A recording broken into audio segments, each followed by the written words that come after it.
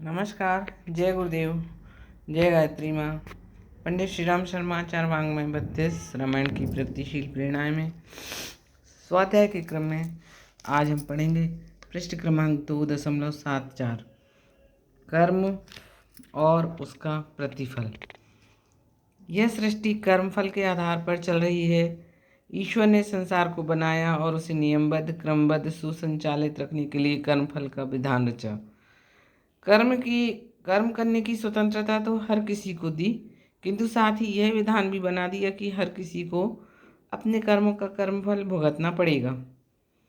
इस नियम से ईश्वर ने अपने को भी मुक्त नहीं रखा, वरन वह भी उसी कार्य मर्यादा में बंध गया।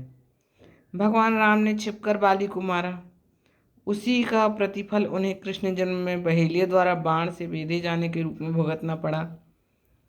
राम के पिता दशरथ ने श्रवण कुमार को बाण से मार दिया। उसके पिता ने श्राप दिया कि हम जिस प्रकार पुत्र शोक में बिलख कर मरना पड़ रहा है, वैसे ही तुझे भी मरना पड़ेगा। दशरथ की मृत्यु उसी प्रकार बिलख बिलख कर हुई। राम अपने पिता को भी उस कर्मफल से छुड़ाने में समर्थ नहीं हुए। कृष्ण का भांजा सुभद्रा पुत्र अभिमन्यु महाभारत में मारा गया। अपने सखा, बहनोई और भक्त अर्जुन पर पुत्र शोक की आपत्ति आई। अभिमन्यु की मृत्यु का समाधान करते हुए कृष्ण ने सुभद्रा और अर्जुन की कर्मफल की प्रबलता समझाई और कहा कि वे भगवान होते हुए भी प्रारब्ध भोग को टालने में असमर्थ हैं। यहाँ कर्म की प्रबलता है, ईश्वर का किसी के सुख दुख में हस्तक्षेप नहीं।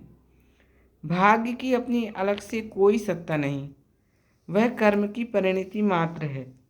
बिजली हमारी विविध विधि सेवा साधना में लगी रहती है, पर यदि उसे गलत रीति से छुआ जाए तो प्राण हरण भी कर लेती है और इस बात का ध्यान नहीं रखती कि फिटिंग कराने वाला उससे कितना प्रेम करता है। भगवान की भी ऐसी ही व्यवस्था है, जो सत्य पथगामी के लिए विविध विध सुख सुविधाएं प्रस्तुत करती है और कुमार पर चलने वाले को दंड देने से भी नहीं चूकती। भगवान का एक नाम रुद्र भी है, जिसका अर्थ है भयंकर। सन्मार्गगामी के लिए वे भक्त वत्सल, दीनदयाल, करुणानिधान, दया सिंधु आदि हैं, पर कुकर्मी के लिए जल्लाद की तरह निर्दय बनकर पूरी कठोरता से दंड व्यवस्था भी करते हैं। इस कठोर व्यवस्था को भक्त लोग मवाद से भरे फोड़े में चीरा लगाना जैसा मानते हैं और वे यह आशा नहीं करते कि पूजा पाठ से प्रसन्न होकर भगवान अपनी कर्म व्यवस्था को पलट देंगे।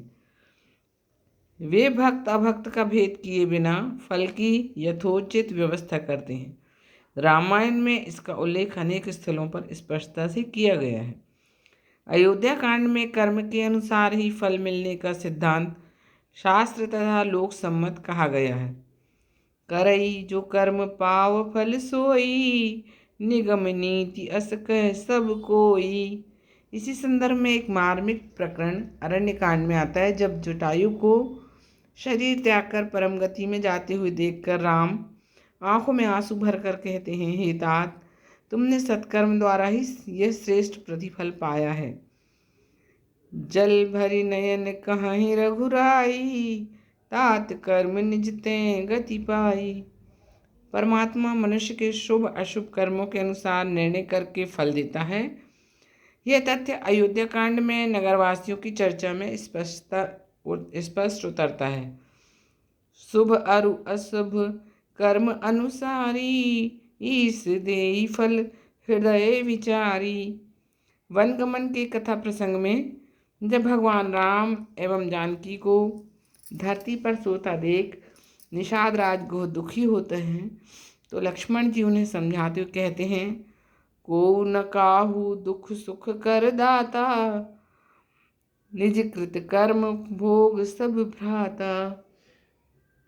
अस विचार नहीं की जई रोषु, काहूँ व्यर्थ न दे इय दोषु।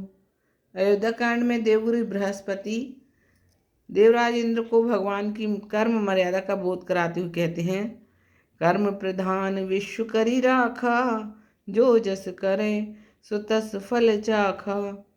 मानस के पात्र इस तथ्य को भली प्रकार जानते हैं कि मुख्य तो मनुष्य के कर्म हैं। भगवान का विधान तो उन भले बुरे कर्मों के फलस्वरूप दुख सुख की व्यवस्था भर करता है। श्री राम लक्ष्मण एवं जानकी को वन में देखकर ग्रामवासी आश्चर्य करते हैं, किंतु स्वतः अपना समाधान यही तथ्य स्मरण करके करते हैं। जन्म हेतु सब कह पितु माता, करम शुभाशुभ देई विधाता। चित्रकूट के प्रसंग में माता सुनैना दुखी होकर विधि विडंबना को दोष देने लगती हैं। तब माता कौशल्या उन्हें समझाती हुई कहती हैं कि विधाता को दोष देना उचित नहीं। कर्म का सिद्धांत अकाट्य है और उसे विधाता ही जानता है। अपने अज्ञान के कारण उसे बुरा नहीं कहना चाहिए। कौशल्या कह दो सुन काहू, कर्म विवश दुख सुख क्षति लाहू। कठिन कर्म गति जानी विधाता, जो शुभ अशुभ कर्म फल दाता। यह मर्म समझने वाले बुद्धिमान भगवान से अपने स्वार्थ के लिए कर्म बंधन तोड़ने का आग्रह नहीं करते। मरते समय बाली यही मांगता है कि कर्मवश जिस योनि में भी जाऊं वहां आपके प्रति प्रेम बना रहे। जेहि जोनि जन्मो कर्म बस तेहि राम पद अनुरागी हूँ। स्वयं भगवान राम उत्तरकांड में भरत को समझाते हुए कहते हैं कि अनीति करने वालों के लिए मैं कठोर बनकर अपनी शुभाशुभ कर्म व्यवस्था को बनाए रखता हूँ। काल रूप तिन कह में भ्राता, शुभ अरु अशुभ कर्म फल दाता। मनुष्य अपने कर्म से अधिक कुछ नहीं पा सकता। यह भाव बड़े सुंदर ढंग से दोहावली में समझाया गया है। इति आज का स्वाध्याय यहीं तक है। आगे कल पुनः अगले पृष्ठ पर स्वाध्याय करेंगे। तब तक के लिए नमस्कार।